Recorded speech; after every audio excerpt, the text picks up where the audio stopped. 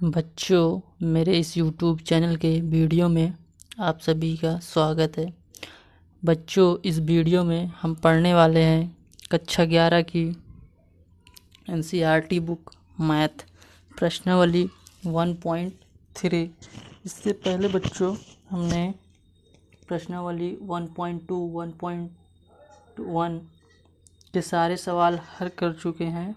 तो इस वीडियो में हम हल करने वाले हैं प्रश्नावली 1.3 के। इसके पहले बेसिक समझेंगे और फिर इसके बाद इसके सवाल आगे हल करेंगे। तो आइए देखते हैं।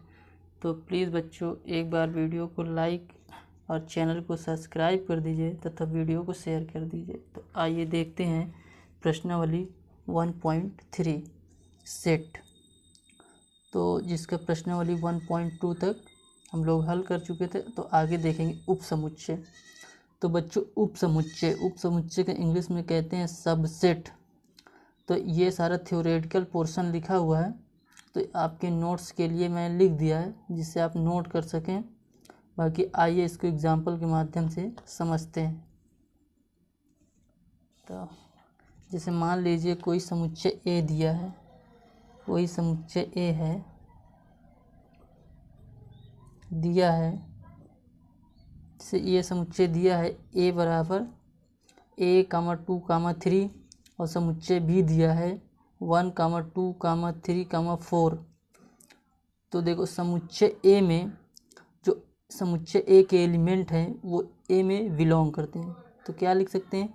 समुच्चय ए में 1 मिल रहा है तो 1 लिख सकते हैं, 2 भी मिल रहा है तो 2 लिख सकते हैं, 3 मिल रहा है तो 3 लिख सकते हैं।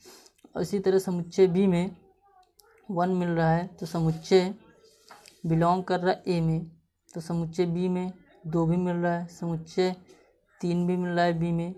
तो ये सारे समुच्चय जो मिल रहे हैं तो क्या होंगे? समुच्चय ए जो है वो सारे समुच्चय ए में सारे अव्यय, समुच्चय बी में सारे अव्यय मिल रहे हैं। तो समुच्चय ए जो है वो समुच्चय बी का क्या होगा? उपसमुच्चय। समुच्चय ए यहाँ पे समुच्चय बी का उपसमुच्चय होगा। तो जो समुच्चय ए होगा वो छोटा होगा, उसमें कितने एलिमेंट हैं? 1, 2, 3, इसमें 3 एलिमेंट्स हैं। और समुच्चय बी जो होगा, जो उपसमुच्चय होगा, उसमें कितना, यानी समुच्चय ए से बड़ा होगा, उसमें जो एलिमेंट होंगे वो समुच्चय ए से ज़्यादा होंगे। जैसे इसमें क्या होगा 1, 2, 3, 4, 5, इसमें 5 एलिमेंट हैं। तो ये जो है समुच्चय ए समुच्चय बी का उपसमुच्चय है। तो समझ में आ गया होगा। नहीं समझ में आया तो फिर से थोड़ा मेरी बातों को सुनने के ध्यान दीजिए। तो जो ए होगा वो छोटा, उसमें छोटे एलिमेंट्स होंगे तो वो समुच्चय होगा। और जो बी है वो हमारा क्या है, उसमें बड़े एलिमेंट्स हैं 1, 2, 3, 4, 5, तो वो जो सब बड़ा होगा वो उपसमुच्चय होगा। समुच्चय ये यहाँ पर समुच्चय ए बी का उपसमुच्चय है। तो दूसरा जो समुच्चय के प्रकार होता है, आइए वो देखते हैं। जो दूसरा दिया है हमारा,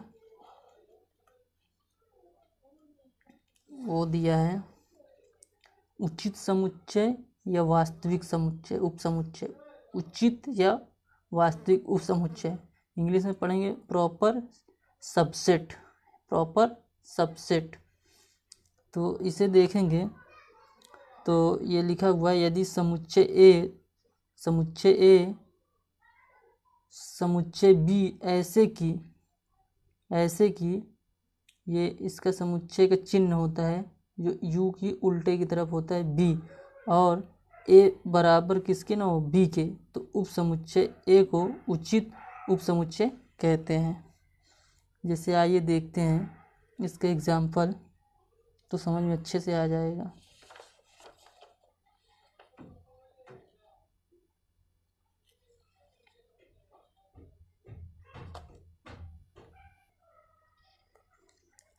तो दूसरा देखते हैं। जैसे मान लिए समुच्चय ए बराबर दिया है 1, 2, 3 और समुच्चय बी बराबर दिया है 1, 2, 3, 4। तो इसमें देखेंगे कि उचित समुच्चय कैसे हो सकता है। देखिए जैसे इसको समझते हैं। समुच्चय ए में ए बराबर दिया है 1, 2, 3 और समुच्चय बी बराबर दिया है समुच्चय बी बराबर 1, 2, 3, 4, 5। ये हमारा क्या है समुच्चय। अब देखो समुच्चय ए के जो एलिमेंट है 1 इसमें मिल रहा है, 2 इसमें मिल रहा है, 3 इसमें मिल रहा है। तो समुच्चय ए में 1, 2, 3 तो मिल रहा है, लेकिन 4 नहीं है, 5 नहीं है। तो ये हमारा जो ए होगा इसको लिखेंगे ए उचित समुच्चय बी का। ए क्या है हमारा उचित समुच्चय बी का है, क्योंकि बी के जो एलिमेंट्स हैं वो ए के एलिमेंट से ज़्यादा हैं। इसमें 1, 2, 3 अवयव हैं, इसमें कितने हैं 1, 2, 3, 4। तो ए जो है वो बी का उचित समुच्चय है या वास्तविक उप समुच्चय है। ए जो है यहाँ पे बी का उचित समुच्चय है और क्या है वास्तविक समुच्चय है। लेकिन क्या जो बी है वो ए का उचित समुच्चय नहीं है। क्यों? क्योंकि बी के जो एलिमेंट्स हैं 1, 2, 3, 4, 5 है और ए के जो एलिमेंट्स है 1, 2, 3 है। तो बी के एलिमेंट्स कितने एक से अधिक हैं। तो ये हमारा उच्च समुच्चय ना होकर ये हमारा होगा अधिसमुच्चय। इसको कहेंगे अधिसमुच्चय, इसको कहेंगे अधिसमुच्चय। मैं फिर से एक बार समझाने की कोशिश कर रहा हूँ। अब देखिए यहाँ क्या है ए के जो समुच्चय 1, 2, 3 है और बी के जो समुच्चय 1, 2, 3, 4, 5 है। इसमें 3 अवयव हैं, इसमें 5 अवयव है और जो ए के अवयव हैं वो सारे बी में मिल रहे हैं, इसलिए ये क्या है उचित समुच्चय है। ए जो है बी का उचित उप समुच्चय है, लेकिन जो बी है वो ए का उचित असमुच्चय नहीं है, इसे कहेंगे अधिसमुच्चय। अधिसमुच्चय। तो अब आइए देखते हैं तीसरा नंबर। देखो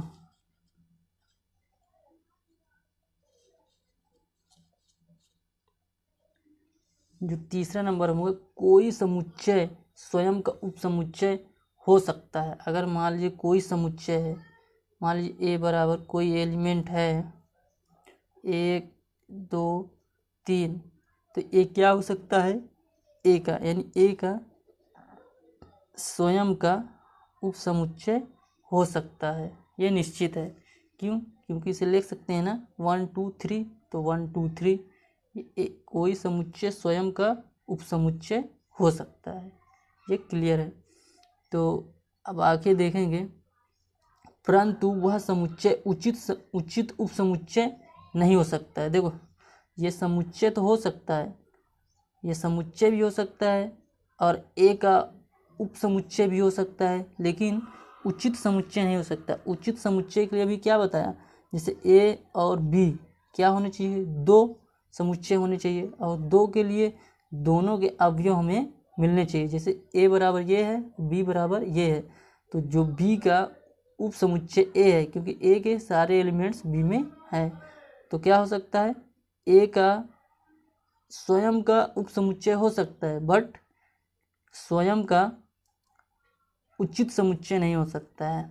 तो उम्मीद है समझ में आ गया। तो आगे देखेंगे, यही वह लिखा है प्रत्येक समुच्चय खुद का उपसमुच्चय हो सकता है। तो फाई रिक्त समुच्चय है, प्रत्येक समुच्चय का उपसमुच्चय होता है। देखिए जो फाई है उसे हम रिक्त समुच्चय पढ़ते हैं, जो हमारा फाई है उसे रिक्त समुच्चय कहते हैं। और रिक्त समुच्चय में क्या होता है, कोई भी एलिमेंट नहीं होता है।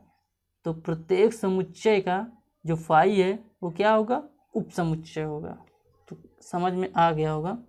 तो आगे देखते हैं तीसरा नंबर अधिसमुच्चय। देखिए अधिसमुच्चय को हम आइए एग्जाम्पल के माध्यम से सेम वही चीज़, यदि समुच्चय ए तथा समुच्चय बी इस प्रकार है कि समुच्चय ए का समुच्चय बी का उपसमुच्चय है। समुच्चय ए है यहाँ पे और समुच्चय बी है, तो ये समुच्चय बी का क्या है, उपसमुच्चय है। तो यही जो यहाँ पे बताए थे, तो इधर देखते हैं अधिसमुच्चय को समझते हैं। मान लीजिए कोई एलिमेंट है ए बराबर दिया है 1, 2, 3, ये और बी बराबर 1, 2, 3, 4 ये दिया हुआ है। तो यहाँ देखेंगे अधिसमुच्चय कौन होगा। देखो समुच्चय ए के सारे एलिमेंट समुच्चय बी में है, तो जब समुच्चय बी में है तो वो क्या होंगे, उचित समुच्चय। तो इसे लिख सकते हैं ए उचित समुच्चय है बी का, लेकिन बी ए का उचित समुच्चय नहीं है, तो इसे कहते हैं अधिसमुच्चय।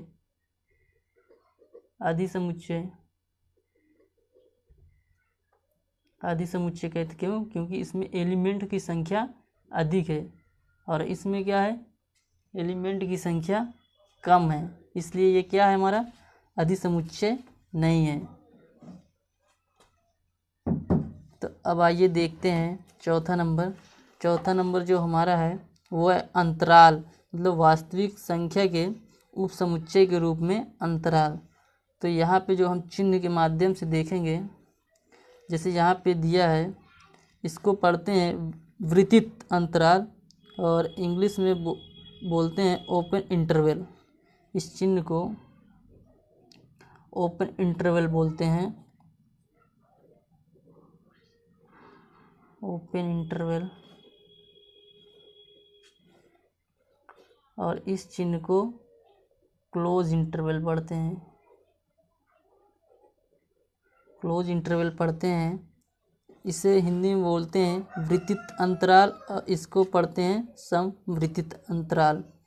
तो इसका मतलब होता है, देखो यहाँ पे समझते हैं, जैसे मान लीजिए ये लाइन लिखी है ए कामा बी, तो इसका चिन्ह का मतलब होता है ये, इसका मतलब ये होता है कि ए के जो यक्स का मान होगा वो ए से छोटा होगा और जो यक्स का मान होगा वो बी से क्या होगा, छोटा होगा, मतलब ए से और बी के बीच का होगा। इसका चिन्ह यही, ये लिखा है ना ये कामा करके, इसका चिन्ह यही होता है।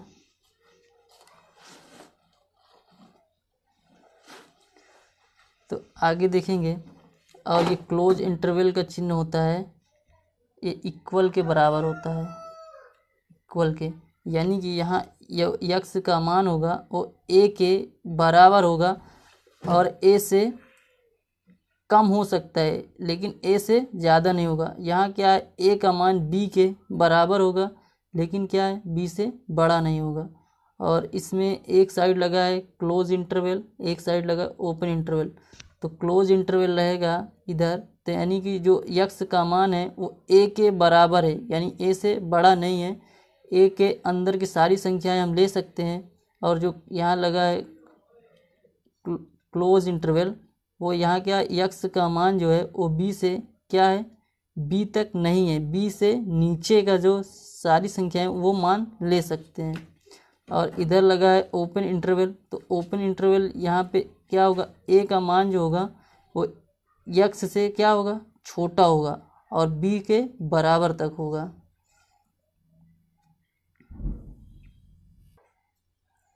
बच्चों जो हमारा पछुआ होगा उसे कहेंगे घात समुच्चय, घात समुच्चय, इंग्लिश में कहेंगे पावर सेट।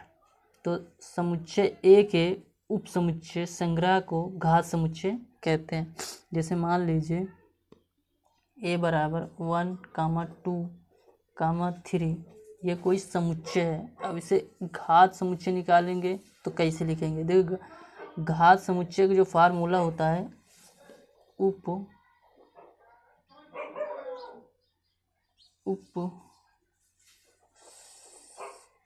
समुच्चयों की संख्या, समुच्चय की संख्या का जो सूत्र होता है वो होता है 2n²। तो इसे समझेंगे, मान लीजिए यहाँ पे कोई समुच्चय दिया है, अब इसके उप समुच्चय का जो निकालेंगे संख्या वो कितनी होगी। तो यहाँ 2 कितने एलिमेंट है, कितने, अब 1 2 3, तो इसके लिखेंगे 3, तो कितने आएंगे 2 × 3, 2 × 3, तो कितने 2 दूनी 4 दूनी 8, तो इसके कितने उपघात समुच्चय होंगे 8। तो आइए देखते हैं, जैसे मान लीजिए ए बराबर 1, 2, 3 है, तो इसके उप समुच्चय निकालेंगे तो उपसमुच्चय तो पहले बात क्या होगा, एक उपसमुच्चय तो 5 होगा, ए के उप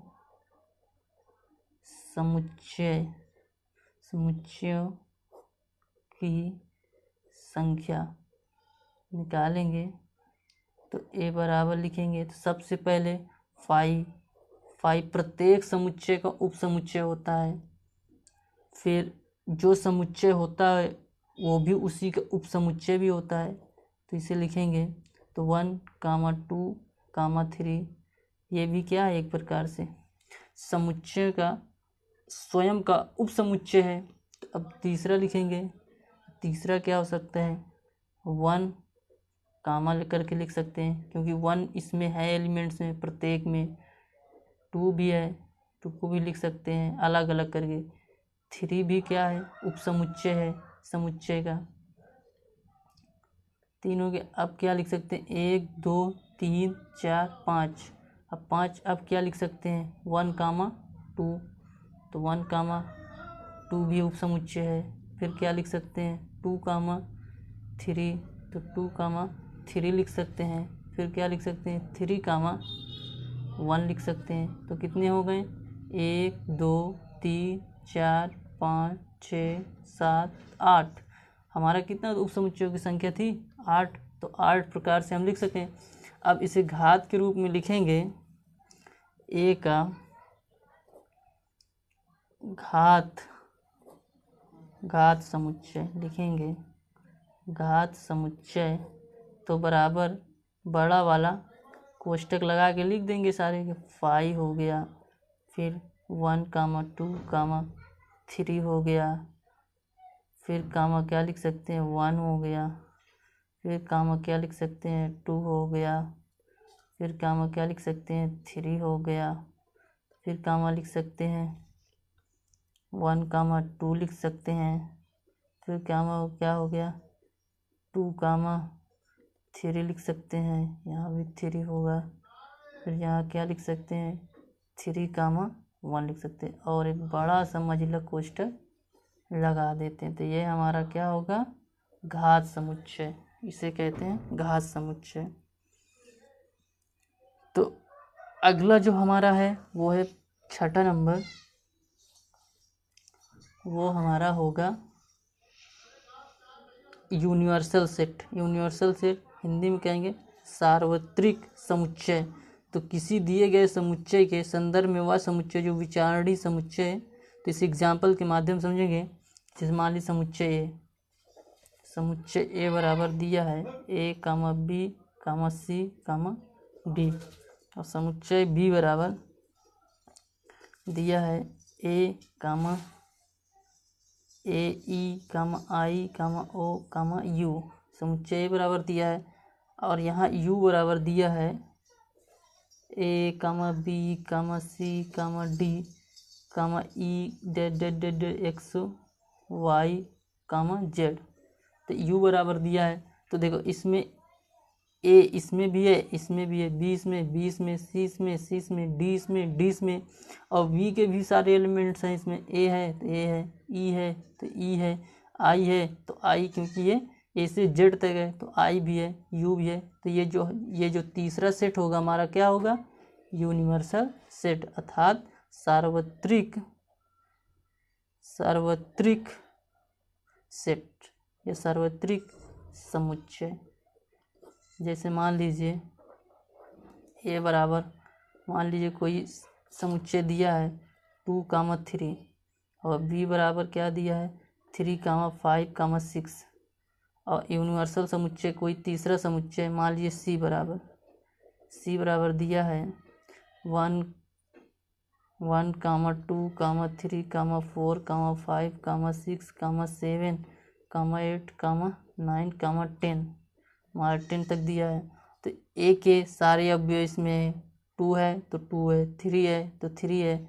इसी तरह जो बी के वो सारे एलिमेंट्स हैं, इसमें 3 है तो 3 है, 5 है तो 5 है, 6 है तो 6 है। तो ये हमारा क्या होगा, ये जो सी होगा ये सार्वत्रिक समुच्चय होगा।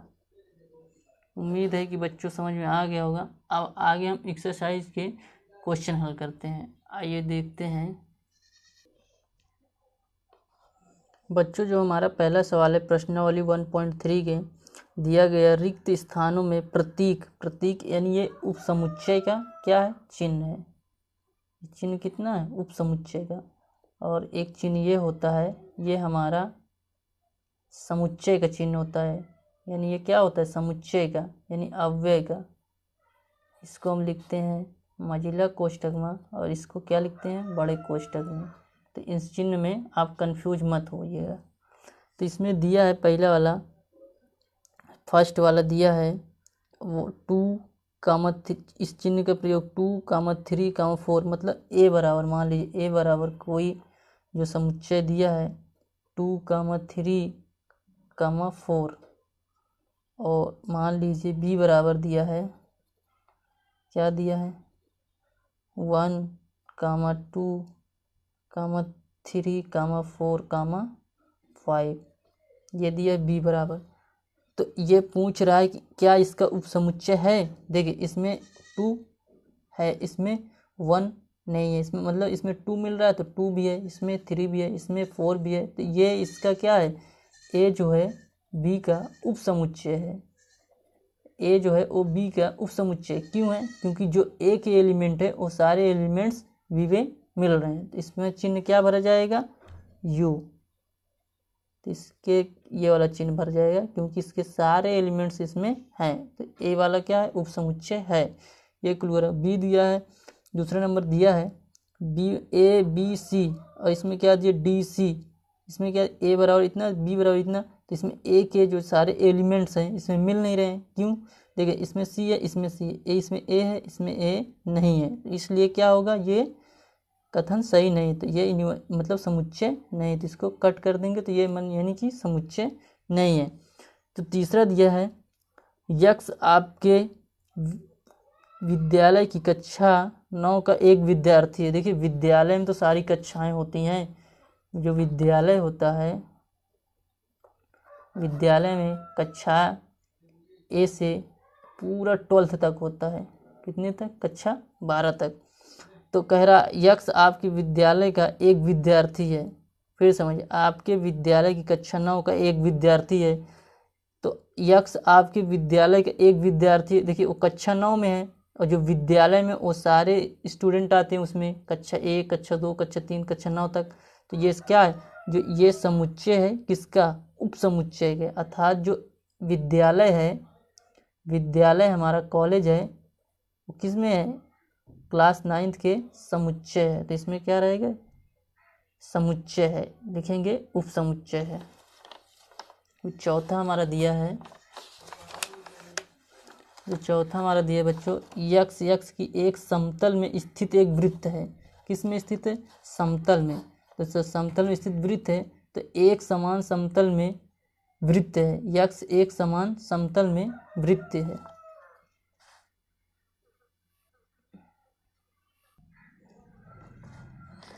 तो ये जो चौथा नंबर हमारा है वो दिया है यक्ष डॉट यक्ष किसी समतल में स्थित एक वृत्त है। अब मान लीजिए दिया नहीं कितना बड़ा वृत्त है, मान लो ये इतना बड़ा वृत्त है और यक्ष एक समतल पर समान में वृत्त है। समान में भी ये भी वृत्त है जिसकी त्रिज्या, मान लीजिए इसकी त्रिज्या आर है और इसकी त्रिज्या क्या है, R1 है।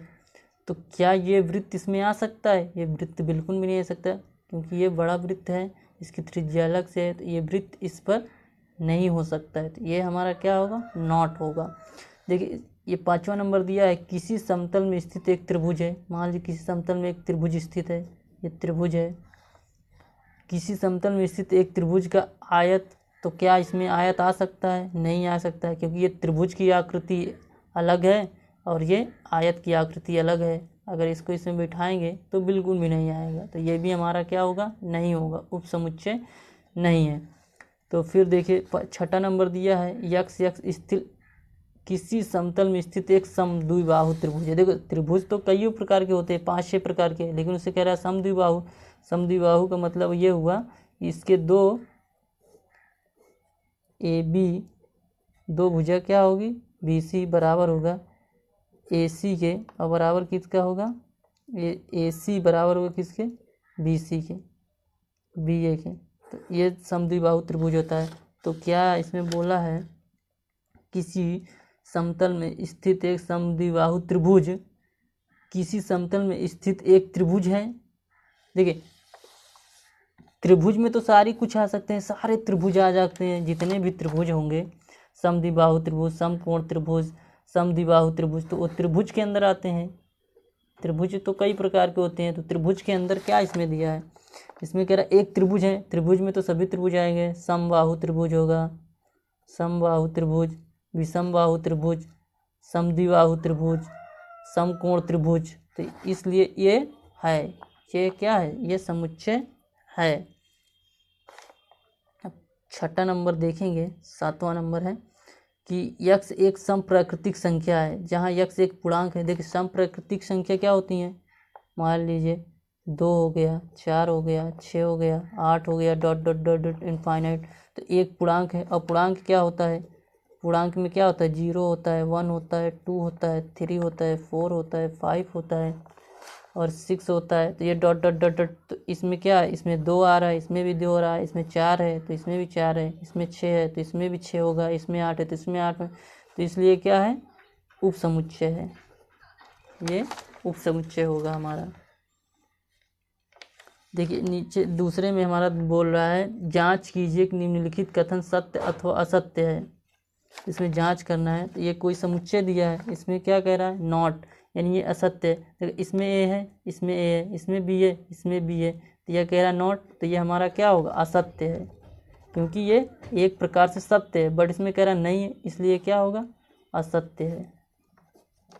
तो इसका आंसर क्या होगा, असत्य होगा। ए ई कह रहा है समुच्चय है जहाँ यक्स अंग्रेजी वर्णमाला का एक स्वर है। स्वर कितने होते हैं, ए ई, तो बच्चों ये हमारा क्या होगा, असत्य होगा। दूसरा नंबर देखेंगे, ए कामा ई है और उपसमुच्चय है यक्स डैट एक्स अंग्रेजी वर्णमाला का एक स्वर है। देखो अंग्रेजी वर्णमाला में जो है वो सारी चीज़ें आती हैं, अंग्रेजी वर्णमाला के एक स्वर है जिसमें A B C D E F Z तक आता है, तो ये क्या होगा, हमारा सत्य होगा, ये हमारा सत्य होगा। तीसरा नंबर 1 2 3 समुच्चय किसके, 1 3 5, देखिए 1 इसमें है, 1 इसमें भी है, 2 इसमें नहीं है, तो ये हमारा क्या होगा, असत्य होगा। ये हमारा तीसरा वाला क्या होगा, असत्य होगा, ये असत्य है। चौथा देखेंगे, ए कामा है, इसमें केवल ए है तो इसमें ए है, तो ये हमारा क्या होगा, देखिए इसमें ए है तो इसमें भी ए, तो ये हमारा क्या होगा, सत्य होगा, ये हमारा क्या होगा, सत्य है। आगे देखेंगे 5वां नंबर, ए डॉट दिया है, देखिए अभी आपको मैंने ये बताया था कि जो ये होता है उपसमुच्चय का चिन्ह होता है, उपसमुच्चय का, और ये जो होता है ये होता है अव्यय का, यानी एलिमेंट का, यानी समुच्चय का, ये होता है उपसमुच्चय का। तो इसमें क्या है, ए कहीं दिया है, इसमें दिया है समुच्चय ए बी सी, तो ए क्या, इसका ए डॉट करके तो दिया नहीं है, तो ए कामा ए, तो ये हमारा क्या है, असत्य है, ये हमारा सत्य है। तो आगे देखेंगे, यक्स कामा यक्स डॉट यक्स संख्या 6 से कम एक सम प्राकृतिक संख्या है। इससे कम क्या होगा, सम संख्या में 2 कामा 4 कामा 6, तो 6 से कम है, इसमें क्या है, 4 तक है। जहाँ यक्स एक प्राकृतिक संख्या है जो 36 के विभाजित करती, देखिए 36 के जो गुणनखंड करेंगे तो क्या क्या आएगा, 36 2 से कट रहा है, 36 किससे कट रहा है, 2 से कट रहा है, फिर किससे कट रहा है, 4 से कट रहा है, फिर किससे कट रहा है, 8 से कट रहा है, 8 से, 8 का 16 तीसरे 8 चौक 32, 8 से नहीं कट रहा है, तो यहाँ क्या होगा, 8 नहीं होगा। फिर किससे कट रहा है, 9 से, 9 को 18 9 3 27 9 चौक 36, 9 से कट रहा है। फिर किससे, 12 से कट रहा है, 12 चौक 12 36, तो 12 भी होगा। और 36 किससे कट रहा है, 15 से नहीं कट रहा, 16 से नहीं कट रहा, 17 नहीं, 18 से। तो इसमें देखिए जो 6 से कम प्राकृतिक संख्या क्या थी, सम संख्या 2 और कामा 4, तो इसमें 2 4 है, इसमें भी 2 4 है, इसमें ज़्यादा है, तो ये हमारा क्या होगा, सत्य होगा।